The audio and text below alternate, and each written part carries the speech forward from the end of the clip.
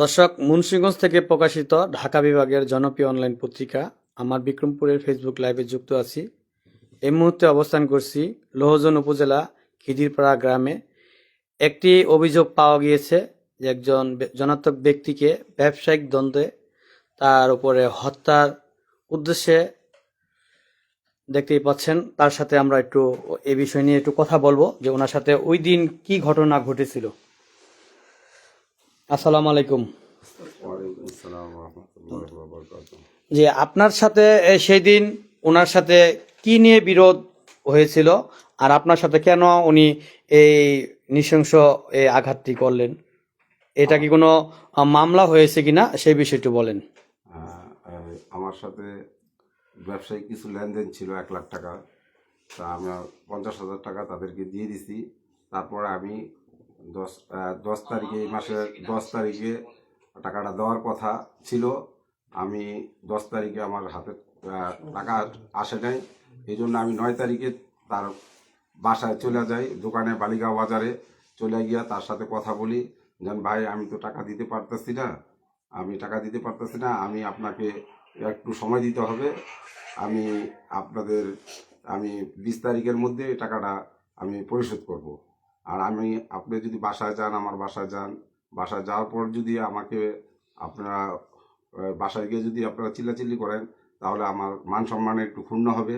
আমি এই জন্য আমি 9 তারিখে নিচে চলে গিয়া বালিকা বাজারে তার কাছে বলছি যে ভাই আপনি কোনো চিল্লাচিল্লি করবেন না, বাসায় গিয়ে আমার বাসায় যাবেন না, আমার 20 তারিখ পর্যন্ত সময় দেন, আমি 20 তারিখের মধ্যে 50,000 টাকা দিয়ে দিব। আর যদি আপনি আমাকে টেলিফোন করেন, আমি টেলিফোন রিসিভ করবো না, ঠিক আছে না? আমি 20 তারিখে আইসি আপনাকে টাকাটা আমি দিয়ে যাবো।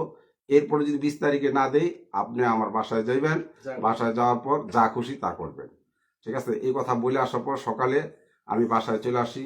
ওদিন জুমার দিন ছিল, আমি জুমার নামাজ পড়া, আমি খাওয়া দাওয়া কইরা আমার আরেকটা রুম আছে, ওখানে আমি শোয়ার পরে আমি ক্লান্ত ঘুমাইসা যাই। এরপরে বিকালে, ওই দিনেই 9 তারিখে বিকালে তারা চলে আসে আমার বাসায়। বাসায় চলে আসার পর তারা আমার বাসার সামনে আসার পর আমার বাচ্চা মেজু ছেলে আবু সুফিয়ান বলতেছে, আব্বু একটা আন্টি আসছে, আমি কই এখানে একটু আসতে বলো এই ঘরে। তখন ওই ঘরে যায়। যাওয়ার পর তাদেরকে বসতে বলি। এরপর শাকিল নামে একটা ছেলে আছে, ওই বাইরে হাঁটাচলা করতেছে। আমি বললাম, শাকিল তুমি ঘরে আসো, আসার পর তুমি এখানে বসো, ঠিক আছে? ওই 2-3টা ডাক দেওয়ার পর বসছে। বসার পর আমার এই রিলেটিভ, আমার বিআইন হয়, সে আমাকে প্রথমেই বসার সাথে সাথে বলে যেন তোর মুখে গু দিব, ঠিক আছে? তুই এখন টাকা দিবি, ঠিক আছে? আর ওনার নাম কি? ওনার নাম হলো নূরজাহান বেগম। উনি আমার সাথে খুব খারাপ ব্যবহার করে। এরপরে বলে তোরা থাবরামু। আমি এরপরে বলছি যে তোর ক্ষমতা থাকলে আমার একটা থাবড় দিয়া দে, থাবড় দে। এরপরে আর ছেলে আমাকে এই মুগ্ধ ওই ঘুষি ঘুষি মারে। ঘুষি মারার পর ওই শাকিল ছেলেটা আর মেয়ের জামাই এও আমাকে মারধর, ঘুষি মারে। ঘুষি মারার পর হাতে তাদের কি জানি ছিল, এই চোখে আঘাত করে, মাথায় আঘাত করে, ঠিক আছে? এরপর রক্তাক্ত করে ফেলায়। এরপরে আমি বলছি যে না, আমাকে তো মাইরা ফেলাবে। ওদিন আবার বাসুদিয়া একটা মিটিং ছিল বিএনপির। মিটিং থাকাতে গ্রামের লোকজন ওখানে চলে যায়, ঠিক আছে? চলে যাওয়ার পর আসরের কিছু সময় আগে তারা আবার আমাদের গ্রামের যারা যারা আছে কিছু লোক ছিল, ওইখানে চলে যায়। কে চলে যায় তারা তার নামটা বলে? গ্রামের লোকজন সব চলে যায়। যেমন বিএনপির যারা আছে নেতা কর্মী, তারা সবাই ওই মিটিং এ চলে যায়। ওই মিটিং গ্রাম খালি, ঠিক আছে? এটা তারা হয়তো বা জানতে পারছে কোনো ভাবে যে গ্রাম খালি। ওই সময় ওই টাইমেই তারা আমাদের বাড়িতে আসে। আসার পর আমাকে ঘরের ওই সময়তে আসে। আর ওই সময় আসরে একটু আগে মুসল্লিরা চলে গেছে মসজিদে।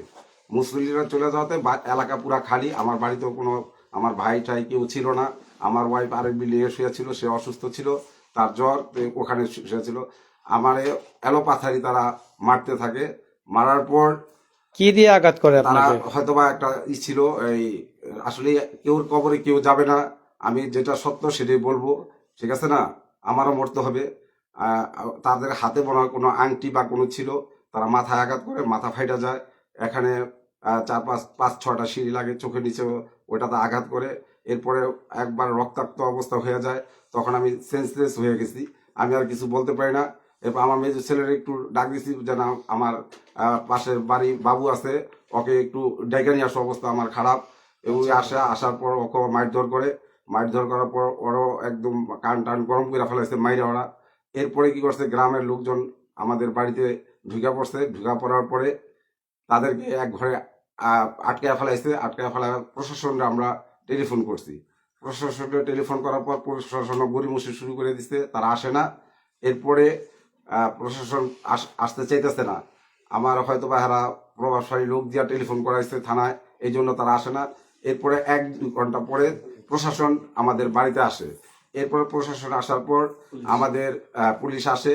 এরপর আমাদের 12 ভাই বিএনপির আমাদের 12 ভাই এরপরে প্রশাসনের এদেরকে ঘরের থেকে বের করে প্রশাসনের কাছে হ্যান্ড ওভার করে দিয়ে গাড়িতে উঠাই দিয়ে এরপরে কাকে কাকে আপনার ওইখানে আপনারা যে এলাকাবাসী আটকে রেখেছিলেন, কাকে কাকে হ্যান্ড ওভার করছেন? নাম কি বলেন? নূরজাহান বেগম আর হইলো নূরজাহান বেগমের মেয়ে আর মেয়ের জামাই শাকিল, আর হলো একজন চলে যায় আর ছেলে আমাকে মারধর করে সে পলায় চলে যায়।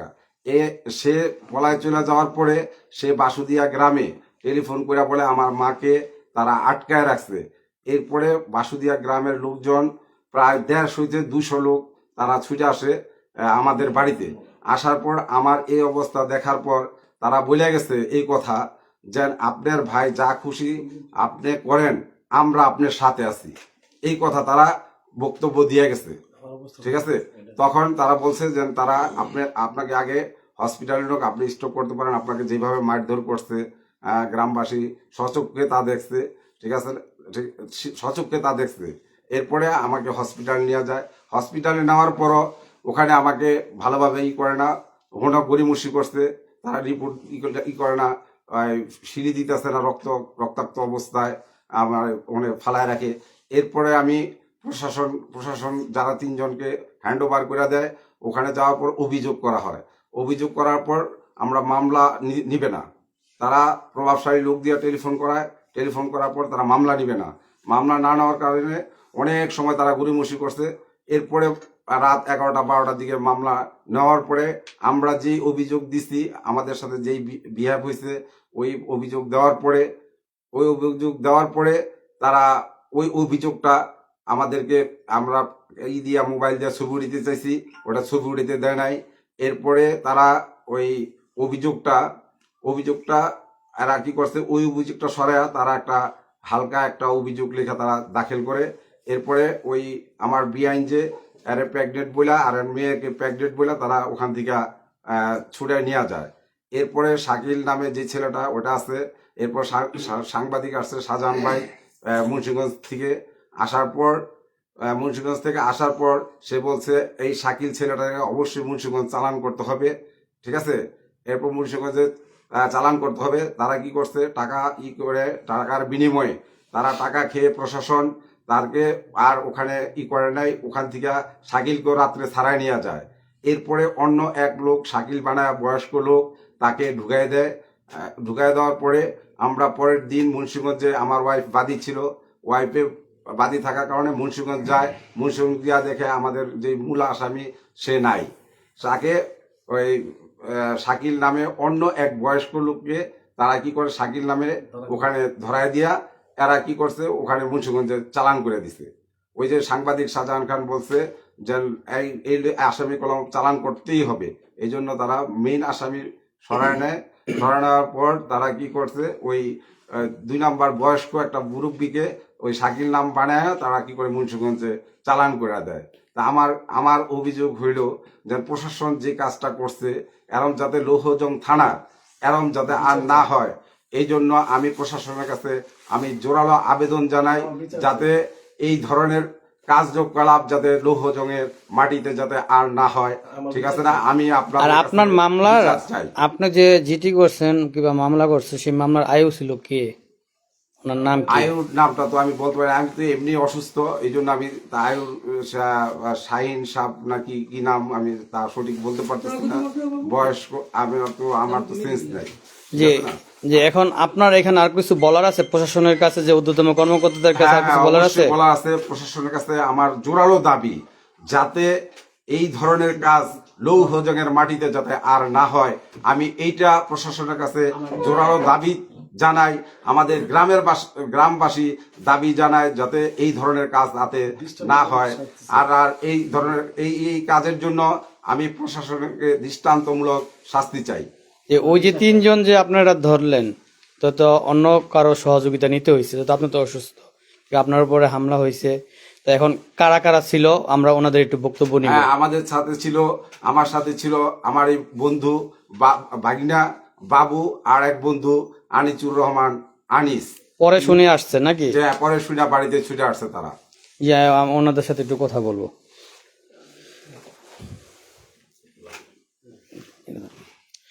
যে আপনার সত্য করে বলবেন যে আপনার সাথে কি ওনার সাথে কি ঘটনাটা ঘটেছে, আপনি এসে কি দেখলেন, কি আপনি সামনে ছিলেন কিনা? আমি শুয়ে আছিলাম, পরে আমার হেরমিজ ছেলে যে আমার ফোন যে বাসার থেকে যে ডাক্তারে আছে যে আব্বার মেরে লাথি, তুমি তাড়াতাড়ি আসো। আইসা দেখি এখানে মারামারি করে পুরা বাতা রক্ত রক্ত হেসে, পরে আমার আইসি পরে আমার একটা ধাক্কা দিয়া ঘুষি মারে হয়েছে। ঘুষি মেরে পরে ঘুষিটা মারলো কি আপনাকে? ওই যে লোকটা বলে গেল না, মধ্যম ঘুষি মারছে, ঘুষি মেরে আমার নিচে ফালায়। ও কি ঘুষি মেরে কি এখান থেকে গিয়ে তাৎক্ষণিক পালিয়ে গেল? হ্যাঁ হ্যাঁ, পালিয়ে গেছে। আরেকজন তো এখানে আটকে রাখছিল, পরে এখানে পালিয়ে যাওয়ার পরে আমি তো কতক্ষণ পরে উঠছি, উঠতে আর কি কমু, ওইটা আমিও দিছি, দুইটা পরে হেরা ই করে গেছে গা। এখন আপনারা কি চাচ্ছেনটা কি? আপনারা কি চাচ্ছেন?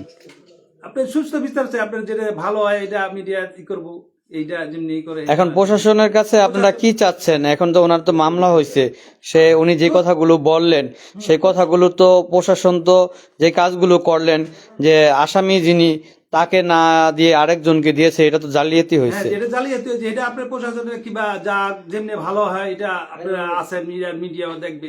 যে ধন্যবাদ আপনাকে। আমরা আরেকজনের সাথে কথা বলবো। যে আপনি এখানে কে ছিলেন? যে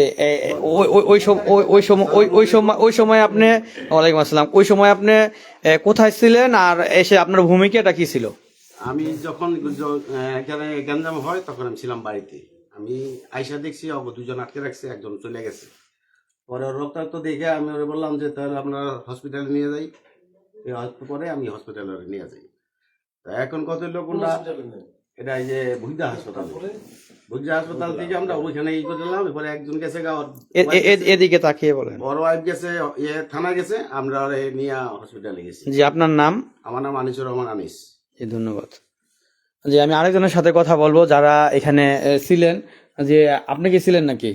আর পরবর্তীতে আপনারা এসে কি আপনারা পরবর্তীতে শুনলেন, আর আইনগত এটা কি পদক্ষেপ হলো, কিংবা এলাকাবাসী আপনারা যারা স্থানীয় তো এলাকার ভিতরে আপনার মেম্বার, চেয়ারম্যান কিংবা আপনার এলাকার ভিতরে দায়িত্বশীল মসজিদের সভাপতি, সেক্রেটারি থাকে, তো তারা কি বিষয়টা কি জানেন?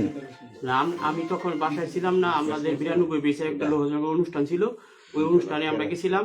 তখন শুনলাম যে আলম আমার বন্ধু হয়, আমরা একসাথে কুরিয়াতে ছিলাম, অনেকদিন এক বিছানা শুয়েছি, একসাথে খাইছি, খুব ভালো বন্ধু, ভালো লোক। ওর কথা শুনলাম যে টেলিফোনে যে ওরে অনেক মারছে। তো এমন যে একটা ঘটনা হইলো, আত্মীয় স্বজন হইয়া এভাবে ওর এইভাবে মারলো। অনেকে রিলেটিভ কি হয়, জিনিসটা বিআইন নাকি বলে হয় আত্মীয়। তো এই জিনিসটা আমরা সবাই গ্রামবাসী এবং জনগণ সবাই চাই একটা সুন্দর যেন একটা দৃষ্টান্তমূলক শাস্তি হয়, এটা সুষ্ঠু বিচার চাই। জি, ধন্যবাদ। যে আরো কে আপনারা কি ছিলেন? আপনারা ওইখানে এসে কি শুনলেন? আপনারা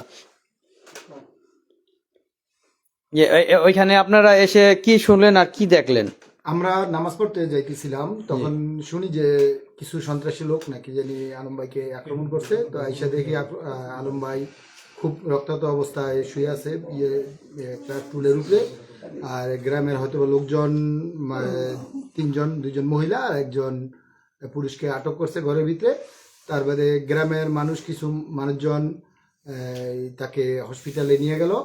নিয়ে যাওয়ার পরে তার লোহজন উপজেলা যে হসপিটাল, ওই হসপিটাল নিয়ে গেছে। তার বাদে আমরা জানতে পারি যে ওই হসপিটালে হয়তো প্রপার চিকিৎসা হয় নাই, তারপরে তাকে ঢাকা মেডিকেল হাসপাতালে নিয়ে গেছে।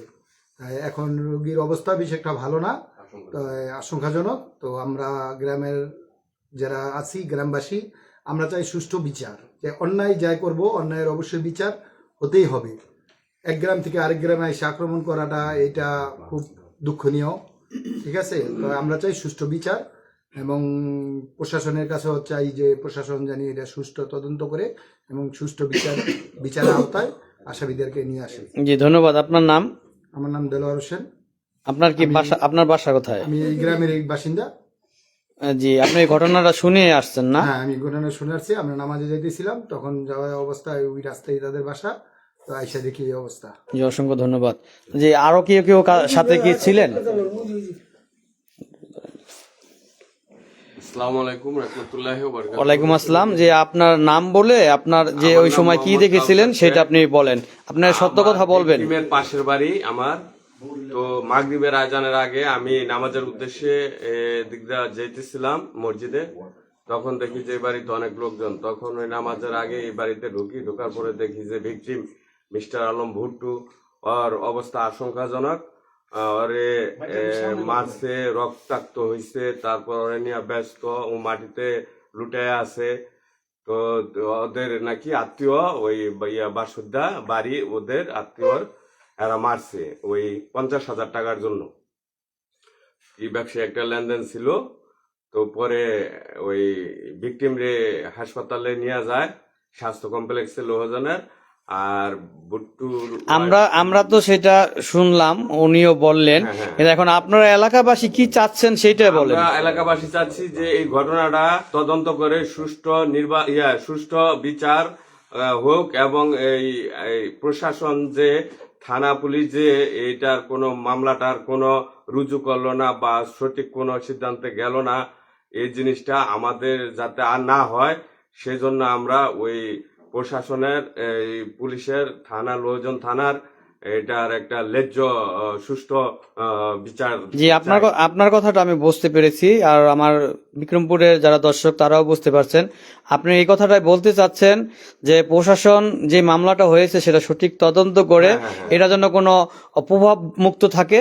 যেহেতু উনি যে কথাটা বললেন যে শাকিল একজন যুব বয়স, সেই ছেলেকে না দিয়ে একজন বয়স্ক লোককে শাকিল সাজিয়ে যে কাজটি করে সেটা প্রশাসন আসলে কি খতিয়ে দেখতে হবে যে ঘটনাটা কি হয়েছে, যে আসলে কোন মামলায় ধরছেন। একটা লোক শাকিল বানায় তারা চালান করে দিল, আসলে মূল শাকিল গেল না। আর আপনাদের যে মামলা করলে মামলার কিন্তু একটি অভিযোগে করলে সেটার একটা কিন্তু কপি দেওয়া হয়, কিন্তু সেটাও দেওয়া হয়নি, সেটা থেকেও আপনারা বঞ্চিত সেটা বলছেন। আমাদের লোকজন চাইছিল যে আমাদের কপিটা দেন, বলছে না কপি দেবো না।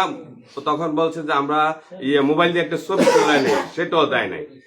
অর্থাৎ কোনো কাগজেই থানা থেকে আমাদের হাতে দেওয়া হয়। আপনারা বলতে চাচ্ছেন যেটা যে থানা থেকে আপনারা কোনো মাত্রায় আপনারা সহযোগিতা পাননি। আমরা পাইনি। ধন্যবাদ। আমরা এখানে আরেকজনের সাথে কথা বলবো যারা এখানে ছিলেন, ওই তাদের সাথে একটু কথা বলবো যে আপনারা এখন যেহেতু এই এলাকার এই এলাকা যেহেতু আপনারা লোক, আপনারা এই এলাকায় যেহেতু ওনার সাথে দীর্ঘদিন একসাথে থেকে বড় হয়েছেন, উনি লোক হিসাবে কিরকম আপনারা ভালো বলতে পারবেন, আপনারা সেই বিষয়টা একটু বলেন। জি আসসালামু আলাইকুম ওয়ালাইকুম আসসালাম। রাহমাতুল্লাহি ওয়া বারাকাতুহু। জি এখানে আলম ভাই আসলে আমাদের এলাকায় খুবই ভালো লোক, আমরা যতদিন ধরে চিনি আসলে খুব ভালো লোক। কিন্তু সেদিন আমি আসরের নামাজ পড়তে যাইতেছিলাম রাস্তা দিয়ে, এরপরে তাদের বাসায় হাল্লা চিল্লা শুনি, কিন্তু আমি মনে করছি যে পারিবারিক সমস্যা, এই জন্য আর বাসায় আসি নাই। এরপরে আমি যখন আসরের নামাজে মসজিদে যাই, তো এক ভাই বলতেছে যে আলম ভাইয়ের মাথা নাকি ফাটায় ফালাইছে। পরে আমি বললাম কে? পরে বললো বাসুদিয়া থেকে লোক আইসা তারে ফাটাইছে। এরপরে আমি আবার আসরের নামাজ পড়া আমি আর লোকজনের সাথে বাসায় আসি, আইসা দেখি যে আলম ভাই মাটিতে লুটায় আছে, ওইভাবে রক্তাক্ত অবস্থায়, সে আর কিছু বলতে পারে না। এরপরে ওই দুইজন মহিলা আর একজন পুরুষ ওনাকে ওই ঘরে আটকায় রাখা। ওই কথাগুলো আমরা জানি কিংবা আমরা শুনছি, আপনারা বললেন, কিন্তু এখন আপনারা প্রশাসনের কাছে কি সহযোগিতা চাচ্ছেন ঊর্ধ্বতন কর্মকর্তাদের কাছে? তো আপনার লোহজন থানার যারা প্রশাসন ছিলেন আপনাদেরকে সহযোগিতা করেনি, কিন্তু এখন তাদের উপর দিয়ে কিন্তু স্যারেরা আছেন, তারা তো এই বিষয়টা এই মিডিয়া দেখবেন, সেই বিষয়ে বলেন। জি এখন মিডিয়ার কাছে আমাদের একটাই আবদার যে প্রশাসন যেটা করছে যে এটা চেঞ্জ করে দিয়েছে নাকি, তো ওটা যেতে ভালোভাবে আবার তদন্ত করে সুষ্ঠু বিচার হয়, এটাই আমাদের কাম্য। ধন্যবাদ। এখন প্রিয় সম্মানিত দর্শক, আমরা এতক্ষণ ঘটনাগুলো শুনলাম। এই যে দেখতে পাচ্ছেন যে আলম ভাই ওনার বাসায় যে ওনাদের এলাকার যারা রিলেটিভ যারা আছেন সবাই কিন্তু এখানে এসেছেন, আর সবাই কিন্তু দুঃখ প্রকাশ করছেন। যিনি আলম ভিকটিম, উনি কিন্তু একজন ভালো লোক, আর উনি ফরেস্টগার লোক। উনি আমি এখানে আসার পরে দেখলাম উনি যে মাগরিবের নামাজ আদায় করলেন। ওনারা খুবই ভালো লোক, আর ওনার সাথে যে ঘটনাটি ঘটেছে আসলে কি সেটা আমরা কাম্য ছিলাম না, আমরা সেটা আশা করিনি।